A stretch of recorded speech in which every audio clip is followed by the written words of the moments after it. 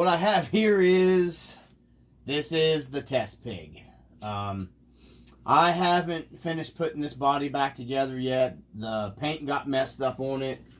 So I got it back, and eventually this is going to turn into a different build, but it's on a basically a brand new Tf2 chassis setup.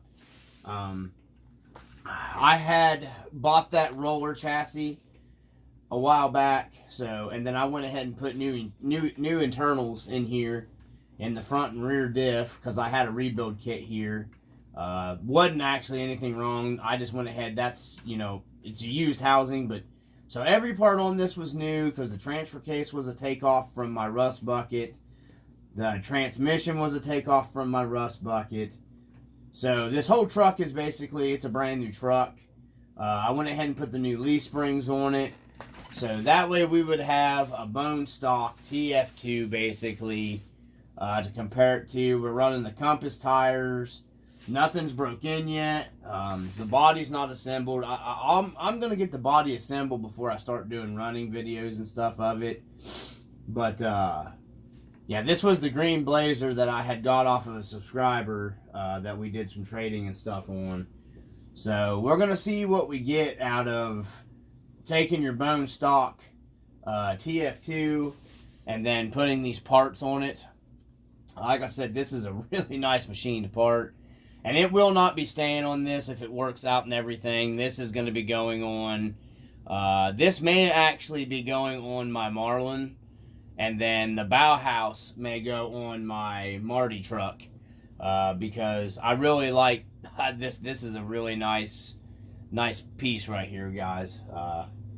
So I really do like it. So we're going to go ahead and get ready to install it on here. We got to get the Blazer body off the test pig here. So let's see what we got. Okay, guys, so what we're going to do here, I just wanted to kind of restart it here at this point.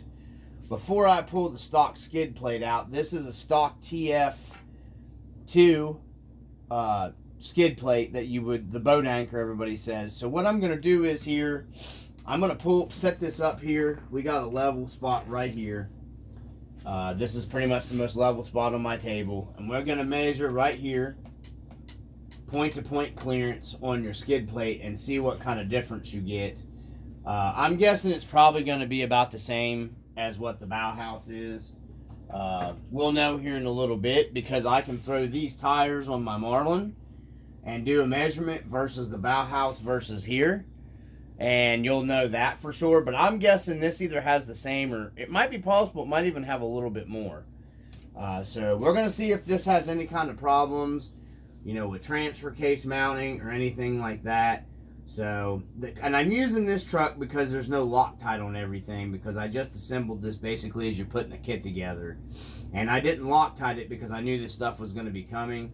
So, and by the way, when the test procedures happen, this truck is bone stock, 45 turn brand new motor and an Outcry ESC. The only thing that's been added is a BEC to it. Because it had a higher powered servo that was killing this ESC. So it has a BEC wired into it. So that's not really going to affect anything. It does have a factory twister servo on it now. So let's get into getting the skid plate mounted. So I figured I'd just go ahead and film this real quick. This is about the easiest way I figured to find to do this right here. So get this out of the way. I'm going to take the grub screws here in my transfer case drive shaft, the input shaft. I'm going to take the our center screw locking pins out first. I always take both of them loose. You can just take one, I take both. It doesn't matter. And then I'm going to go ahead and take the outside screw out here for our transfer case. Set it off to the side. This is just how I do mine. We're going to go ahead and take these loose. This is the easiest way I found. A lot of times these are Loctite from Rc4wd Drive and you got to fight with them a little bit. Then I take these two loose on the bottom skid, and they're all 2.5 millimeter. I had those pretty tight. I don't think they came loose. Like I said, I chose this truck because there's no Loctite on it. So, and you'll see here in a minute how much easier this way is. Because I know some guys fight with this stuff.